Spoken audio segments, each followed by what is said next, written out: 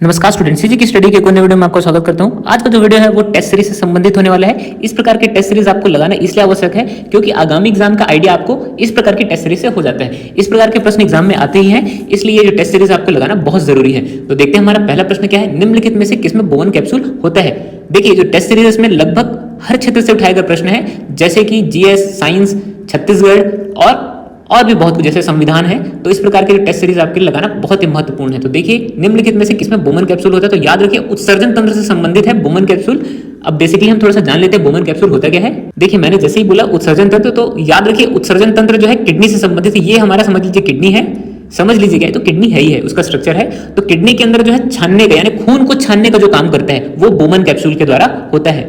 याद रखिए, जो ये सी प्रकार की संरचना है, यहाँ पर जो चित्र में दिखाया गया सी प्रकार की संरचना, इसे ही हम बोमन कैप्सूल कहते हैं, जो कि रक्त से अशुद्धियों को छान करके अलग करता है और ये जो अशुद्धियां हम मूत्र के द्वारा शरीर से बाहर निकाल देते हैं। तो बढ़ते हैं हमारा अगला प्रश्न की ओर। भारत का राष्ट्रगान मूल रूप से किस भाषा से लिया गया है। तो याद रखिए ऑप्शन नंबर सी यहाँ पर करेक्ट होगा। भारत का जो राष्ट्रगान है वो बेसिकली बंगाली भाषा से लिया गया है, क्योंकि जो रविन्द्रनाथ टैगोर है वो बंगाल से संबंध रखते हैं। इसी क्रम में अगला प्रश्न देखते हैं। विश्व का सबसे बड़ा आवासीय नदी द्वीप किस नदी में है। तो याद रखिए, जो विश्व का सबसे बड़ा आवासीय नदी द्वीप है, ऑप्शन नंबर सी यहाँ पर करेक्ट होगा, ब्रह्मपुत्र नदी में है। देखिए, इसका गर्व जो भारत को प्राप्त है, भारत के आसाम राज्य में ब्रह्मपुत्र नदी जो बहती है, वहां माजुली नाम का द्वीप है जो ब्रह्मपुत्र नदी में है। नदी का सबसे बड़ा जो नदी द्वीप है वो माजुली द्वीप है, जो कि असम राज्य में है। याद रखिए, इसको बिल्कुल रट डालिए, कई बार एग्जाम में आ चुका है। इसी क्रम में अगला प्रश्न देखते हैं। निम्नलिखित में से कौन सा कथन सही है। देखिए, इस प्रकार के जो प्रश्न सही है और सही नहीं है इसमें पूछा जाता है। तो याद रखिए, इस प्रकार के प्रश्न में पहले आप अंडरलाइन कीजिए, सही है पूछा है। तो देखते हैं हमारा जो ऑप्शन देखते हैं। पहला, इलेक्ट्रॉनिक मोटर यांत्रिक ऊर्जा को विद्युत ऊर्जा में बदलता है। तो याद रखिए, जो इलेक्ट्रॉनिक मोटर है वो यांत्रिक ऊर्जा को विद्युत ऊर्जा में नहीं बदलता, जबकि विद्युत ऊर्जा को यांत्रिक ऊर्जा में बदलता है। तो यह गलत हो जाएगा। ऑप्शन बी देखते हैं। इलेक्ट्रॉनिक जनरेटर विद्युत ऊर्जा को यांत्रिक ऊर्जा में बदलता है। तो ये भी गलत है। याद रखिए, जो इलेक्ट्रॉनिक जनरेटर है वो यांत्रिक ऊर्जा को विद्युत ऊर्जा में बदलता है, क्योंकि हम जो जनरेटर है उससे अक्सर आप देखोगे कि बिजली उत्पन्न करने के लिए लगाई जाती है। और तीसरा देखते हैं। गैल्वेनोमीटर किसी सर्किट में करंट की उपस्थिति का पता लगाता है। तो ये बिल्कुल करेक्ट है। अक्सर आपने देखा होगा कि गैल्वेनोमीटर से आदमी क्या चेक करता है, जो इलेक्ट्रिक सर्किट होते हैं उसमें करंट है कि नहीं है। अगर आपको अपने शरीर का करंट देखना है तो एक गैल्वेनोमीटर लेके आ जाइए और अपने शरीर का करंट चेक कीजिए कि आपके शरीर में कितना करंट है, और बिल्कुल कमेंट सेक्शन में बताइए कि मेरे शरीर में इतना करंट है। बढ़ते हमारे अगले प्रश्न की ओर। भारत के राष्ट्रीय ध्वज के बारे में निम्नलिखित में से कौन सा कथन सही है। ध्वज की चौड़ाई और लंबाई का अनुपात 2:3 है। ये एकदम करेक्ट है। याद रखिए, पहले चौड़ाई बोला है और बाद में लंबाई। तो याद रखिए, अगर आगे पीछे हो गया तो लंबाई अगर आगे हो जाएगा तो 3:2 हो जाएगा। दूसरा देखते हैं। अपने वर्तमान स्वरूप में राष्ट्रीय ध्वज का डिजाइन को 15 अगस्त 1947 के संविधान सभा द्वारा अपनाया गया था। तो देखिए, ये दूसरा जो कथन है वो एकदम गलत है। जो राष्ट्रीय ध्वज है उसको हमने 22 जुलाई 1947 में अपनाया था। याद रखिए, 22 जुलाई 1947 में। इसके अलावा जो बेसिक फैक्ट है आपको जानना जरूरी है, जिसको आप कहीं पर नोट करके रख लीजिए, जो मैं आपको बताने जा रहा हूँ। 26 जनवरी 1950 को राष्ट्रीय प्रतीक चिन्ह और राष्ट्रीय गीत को अपनाया गया था। कब? 26 जनवरी 1950 में। इसके अलावा 24 जनवरी 1950 में राष्ट्रगान को अपनाया गया था। याद रखिए, 24 जनवरी 1950 को, तभी 26 जनवरी 1950 में जब हमारा संविधान लागू हुआ तब वहां सभा में ये राष्ट्रगान गाया गया था। 21 मार्च 1957 में राष्ट्रीय पंचांग, जिसे हम सत संवत कहते हैं, याद रखिए सत संवत हमारे देश का राष्ट्रीय पंचांग है, उसे अपनाया गया था 21 मार्च 1957 में। कई लोग विक्रम संवत बोल देते हैं, तो बिल्कुल गलत है। याद रखिए, सत संवत हमारे देश का राष्ट्रीय पंचांग है। इसी क्रम में अगला प्रश्न देखते हैं। निम्नलिखित में से कौन सा विकल्प तृतीय क्षेत्र के लिए आर्थिक गतिविधियों में सबसे अच्छा प्रतिनिधित्व करता है। इसका उत्तर लगाने से पहले आपको यह समझना पड़ेगा प्राथमिक, द्वितीय और तृतीय क्षेत्र होता क्या है। देखिए, इकोनॉमी के प्रश्न एग्जाम में आते ही हैं और लगातार एग्जाम में आ ही रहे हैं यार, पता नहीं कैसे इकोनॉमी के प्रश्न ज्यादा बढ़ा दिए गए हैं। तो याद रखिए कि इसको पहले आप जानने के लिए एक बेसिक ट्रिक याद रखिए। प्राथमिक यानी पहला, अर्थात प्राकृतिक में उपस्थित जितने भी रॉ मटेरियल्स है जिसका उपयोग प्राथमिक क्षेत्र द्वारा किया जाता है, अर्थात कृषि है, वानिकी है, मछली पालन है, ये सारी चीजें प्राथमिक क्षेत्र में आ जाती हैं। और द्वितीय क्षेत्र में विनिर्माण, जिसे हम इंग्लिश में इंफ्रास्ट्रक्चर बोलते हैं, तो द्वितीय क्षेत्र में क्या आ गया? इंफ्रास्ट्रक्चर या विनिर्माण। तृतीय क्षेत्र में अब जो बच गया है, जैसे व्यापार है, संचार है, शिक्षा है, बैंकिंग है, बीमा है, सेवा क्षेत्र है, ये सारी चीजें किसमें आ जाती है? तृतीय क्षेत्र में। तो मैंने जैसे कि अभी बताया, तृतीय क्षेत्र में परिवहन और संचार आता है, तो ऑप्शन नंबर सी करेक्ट होगा। जो मैंने तीनों को बताया उसको रट डालिए यार, ये सारी चीजें बहुत ही बेसिक है और एग्जाम में आती ही हैं। तो बढ़ते हैं हमारे अगले प्रश्न की ओर। किस गवर्नर जनरल ने व्यपगत का सिद्धांत नामक नीति तैयार की थी। अब यहाँ पर आप फंस जाएंगे, व्यपगत का सिद्धांत क्या होता है। तो याद रखिए, व्यपगत का जो सिद्धांत है वो हड़प नीति ही है। हड़प नीति को एक और टर्म्स में व्यपगत का सिद्धांत बोलते हैं। तो याद रखिए, लॉर्ड डलहौजी द्वारा, ऑप्शन नंबर ए करेक्ट आएगा, लॉर्ड डलहौजी द्वारा जो है व्यपगत का सिद्धांत दिया गया था। इसी क्रम में अगला प्रश्न देखते हैं। 1989 के 61वें संविधान संशोधन जो हुआ था उसमें क्या संशोधन हुआ था ये पूछा है। तो याद रखें जो 1989 का 61वां संविधान संशोधन हुआ था वो किस अनुच्छेद में था ये भी प्रश्न आता है। तो याद रखें 326वें अनुच्छेद में संशोधन हुआ था जो कि इलेक्शन से संबंधित है। अब इलेक्शन से संबंधित है तो किससे संबंधित है, जो हमारी उम्र 1989 से पहले 21 साल हुआ करती थी वोट डालने की, वो वर्तमान में जो 18 वर्ष है वो 1989 के संविधान संशोधन द्वारा किया गया था। इसको रट डालिए। आपको जो वोट देने की जो शक्ति है 18 साल में जो मिलती है वो कि 1989 के 61वें संविधान संशोधन से मिला था। इसी क्रम में अगला प्रश्न देखते हैं, आटाकामा रेगिस्तान किस महाद्वीप में। देखिए व्यापम जो है इंटरनेशनल वाले क्वेश्चन भी उठाता है, तो इसका यार आप लोग मेरे को कमेंट सेक्शन में बताइए कि आटाकामा का रेगिस्तान कहाँ है। ये चीज आपको खोजनी है और पता लगा करके मेरे को कमेंट सेक्शन में बताना है। बढ़ते हैं हमारे अगले प्रश्न की ओर। निम्नलिखित में से किस नदी को अफ्रीका नदी का पिता कहा जाता है, फादर ऑफ अफ्रीकन रिवर। तो याद रखिए जो नील नदी है, ऑप्शन नंबर ए करेक्ट आएगा। नील नदी जो कि अफ्रीकन द्वीप में महाद्वीप में बहती है, जिसे नील नदी के नाम से जानते हैं, जो कि वहां की सबसे लंबी नदी है। इनफैक्ट विश्व की सबसे लंबी नदी नील नदी है। इसी क्रम में अगला प्रश्न देखते हैं, निम्नलिखित कथनों में कौन सा कथन सही है। देखिए यहाँ पर फिर से बोल रहा हूं कि याद रखिए अंडरलाइन कर लेने का, इस प्रकार के प्रश्न आते हैं तो कौन सा कथन सही है पूछा है। तो कथन पढ़ते हैं, लिटमस सॉल्यूशन एक बैगनी डाई है। डाई यानी कलर जो आप अपने बालों में लगाते हैं रंगीन दिखाने के लिए, उसे डाई कहते हैं। तो याद रखिए लिटमस सॉल्यूशन एक बैगनी डाई है जिसे शैवाल से निकाला जाता है। एकदम करेक्ट है। याद रखिए जो लिटमस सॉल्यूशन है उसे हम शैवाल से ही प्राप्त करते हैं। तो ये करेक्ट हो गया। दूसरा जो कथन है, लिटमस सॉल्यूशन ना तो अम्ली है ना तो क्षारी, इसका रंग बैगनी है। तो याद रखिए एकदम करेक्ट है। लिटमस सॉल्यूशन ना तो अम्ली है ना ही क्षारी। और तीसरा जो है, हल्दी और लाल गोभी के पत्ते भी विलयन में अम्ल या क्षार की उपस्थिति का संकेत है। ये भी एकदम करेक्ट है। तो याद रखिए तीनों जो आंसर है वो करेक्ट होंगे। तो ऑप्शन आप पढ़ करके बिल्कुल लगा लीजिए। ऑप्शन नंबर डी यहाँ पर करेक्ट आएगा। पहला दूसरा तीसरा जो कथन है वो एकदम करेक्ट है। बेसिकली मैं आपको एक चीज बता देता हूँ, जो लिटमस सॉल्यूशन है वो ना तो अम्ली होता है ना ही क्षारी। ये जो डाई है वो बैगनी कलर का होता है। उसके अलावा इसे हम शैवाल से प्राप्त करते हैं। याद रखिए जो थैलोफाइटा समूह के लीचेन पौधे होते हैं उससे हम किसको प्राप्त करते हैं, लिटमस सॉल्यूशन को। इसी क्रम में अगला प्रश्न देखते हैं, निम्नलिखित में से कौन सा कथन सही है। फिर से देखिए कथन कारण संबंधी प्रश्न आ गया है। तो यहाँ पर देखिए पहला जो है, जिस दर में बैंक भारतीय रिजर्व बैंक के पास उधार रखता है उसे रेपो रेट कहते हैं। और दूसरा जो है, रेपो रेट पुनर्खरीदी दर का संक्षिप्त रूप है। तो अगर आपको इसका आंसर नहीं पता है तो पहले बेसिक चीज आप पहले समझ जाइए। अब देखो यार, हमें इस प्रश्न का उत्तर लगाने से पहले बेसिकली एक चीज समझना पड़ेगा कि रेपो रेट होता क्या है। तो रेपो रेट और रिवर्स रेपो रेट अक्सर एग्जाम में पूछे जाते हैं। तो पहले बेसिकली मैं आपको समझा देता हूं। सबसे पहले यहाँ पर आपको एक टर्म समझना पड़ेगा कि आरबीआई। तो आरबीआई आपको पता होगा जो कि बैंकों का बैंक है, जिसे हम केंद्रीय बैंक के नाम से भी जानते हैं। और बेसिकली जो सारे बैंक होते हैं जैसे कि एसबीआई, पीएनबी, जितने भी बैंक आप जानते होंगे वो सारे बैंक। तो याद रखिए जो सारे बैंक है, जिसे कॉमन सा कमर्शियल बैंक हम समझते हैं, कमर्शियल बैंक के ऊपर कंट्रोल कौन रखता है, आरबीआई। तो एक कॉमन से रख लीजिए, एसबीआई समझ लीजिए। तो ये जो एसबीआई है, जिस दर पे आरबीआई से लोन लेगा, जिस दर से आरबीआई से लोन लेगा उसे हम रेपो रेट बोलेंगे। क्या बोलेंगे, रेपो रेट। याद रखिए ये रेपो रेट वो होता है जिससे सामान्य बैंक है वो आरबीआई से लोन लेगा। तो ये समझ लीजिए जब लोन लेगा तो बैंक के पास बहुत सारे पैसे रहेंगे, और जब बहुत सारे पैसे रहेंगे तो आम जनता के पास ये जो लोन दे सकेगा। तो यहां पर ये समझ लीजिए बेसिकली कि रेपो रेट वह रेट होता है जिस दर पे सामान्य बैंक या कमर्शियल बैंक जो है आरबीआई से लोन लेते हैं। अब सेम इसका उल्टा कर दीजिए कि जो सामान्य या कमर्शियल बैंक है जिस दर पर आरबीआई को लोन देते हैं उसे हम रिवर्स रेपो रेट कहते हैं। तो बेसिकली ये सामान्य फंडा है कि जब केंद्रीय बैंक से हमको लोन लेना होता है, यानी जो बैंकों को लोन लेना होता है, तो उसको हम बोलते हैं रेपो रेट। तो ये बिल्कुल अगर आपके दिमाग में बैठ गया होगा तो बस इसके हिसाब से उत्तर लगाइए। तो जैसे कि पहले जो कथन है, जिस दर पर बैंक भारतीय रिजर्व बैंक से पैसे उधार लेता है उसे रेपो रेट कहते हैं। तो एकदम करेक्ट हो गया। मैंने अभी जस्ट बताया कि जिस दर पर सामान्य कमर्शियल बैंक जो है वो रिजर्व बैंक से लोन लेते हैं। और दूसरा जो है रेपो रेट पुनर्खरीदी दर का संक्षिप्त रूप है। ये भी करेक्ट है, ये दरअसल बैंक की भाषा है। तो याद रखिए पहला और दूसरा दोनों कथन सही है। ऑप्शन नंबर सी यहाँ पर करेक्ट आएगा। इसी क्रम में अगला प्रश्न देखते हैं, भारतीय राष्ट्रीय आंदोलन की निम्न घटनाओं के कालक्रम के अनुसार व्यवस्थित कीजिए। तो बिल्कुल यहाँ पर आपको क्षण याद रखना बहुत जरूरी है।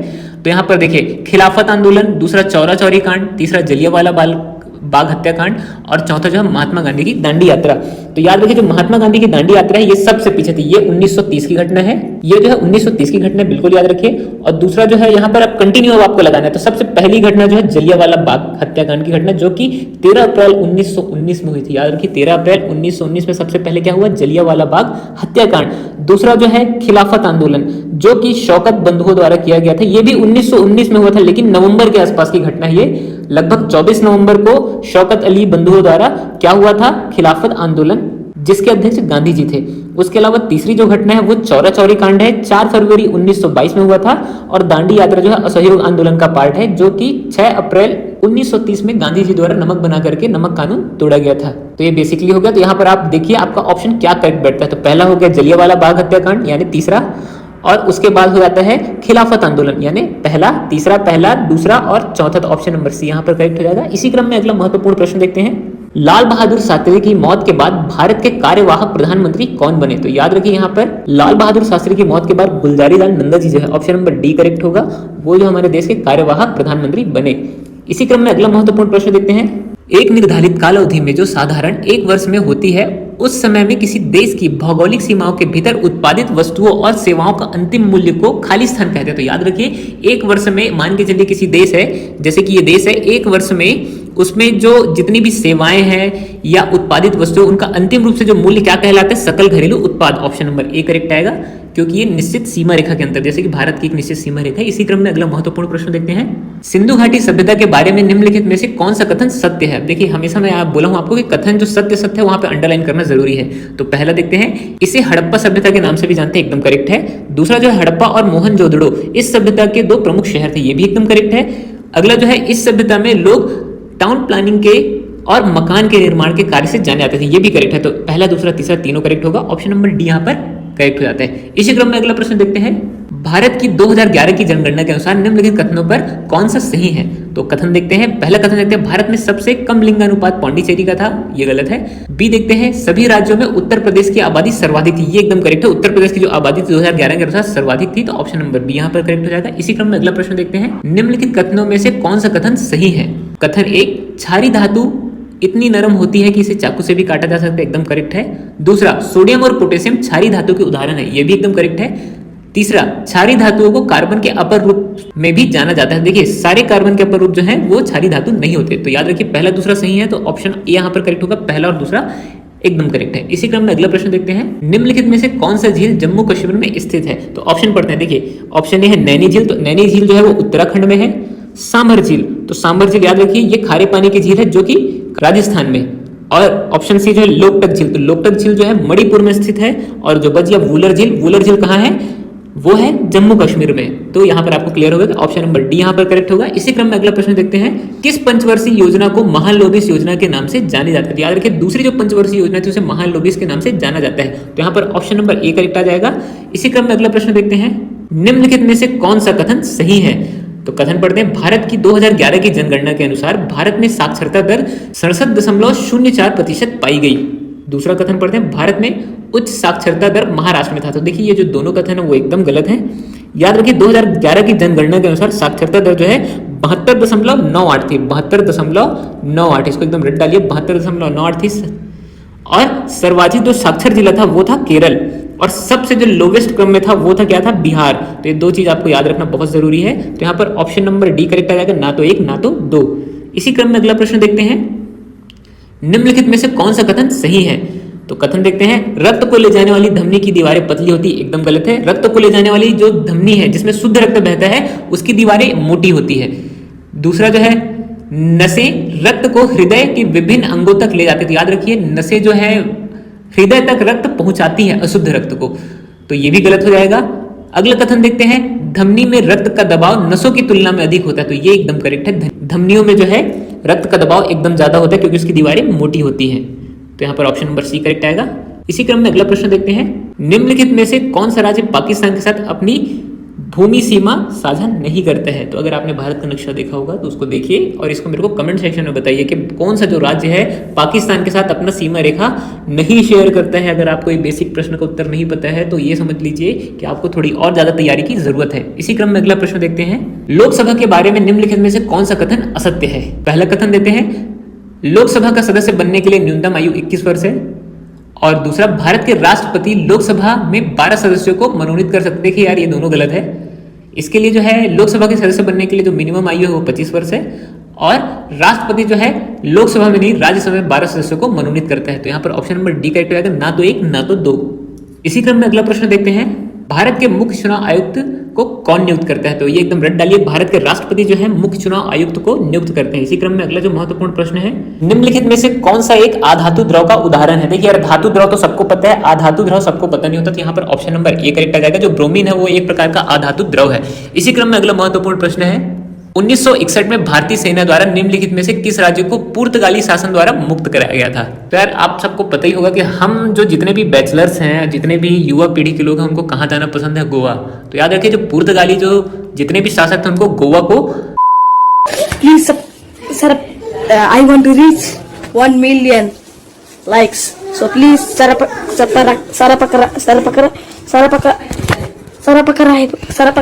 yes. अब देखिए जो क्रम जो छत्तीसगढ़ के प्रश्न यहाँ पे स्टार्ट हो जाएंगे। बेसिकली आपको छत्तीसगढ़ के प्रश्न को देखने यहाँ पर मिलेगा। निम्नलिखित में से कौन सा छत्तीसगढ़ के प्रथम राज्यपाल थे? यहाँ पर ऑप्शन नंबर डी करेक्ट आएगा। डी.एन. सहाय।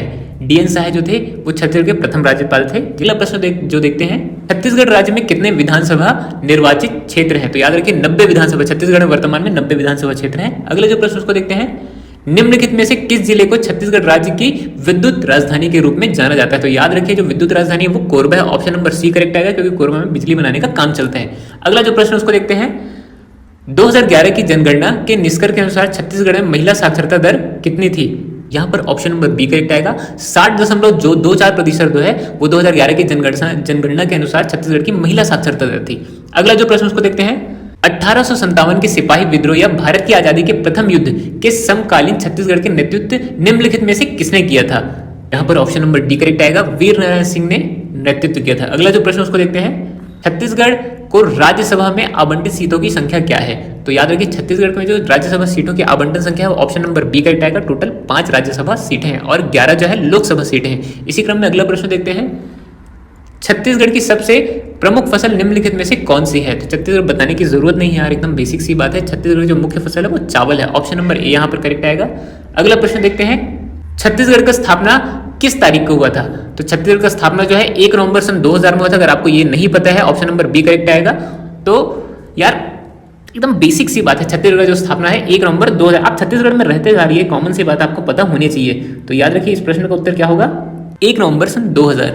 इसी क्रम में अगला प्रश्न देखते हैं, छत्तीसगढ़ राज्य का कजली त्योहार खालिस्तान की शुरुआत को इंगित करता है। ऑप्शन नंबर बी यहाँ पर करेक्ट आएगा, गेहूं और जौ के बुआई के मौसम को। अगला जो प्रश्न उसको देखते हैं, छत्तीसगढ़ के सबसे लोकप्रिय उत्सव में से एक फाल्गुन मड़ई इस महीने में होता है? तो याद रखिए जो फाल्गुन है वो मार्च में आता है। ऑप्शन नंबर सी यहाँ पर करेक्ट होगा। हिंदी जो जितने भी महीने हैं वो आपको याद होने चाहिए।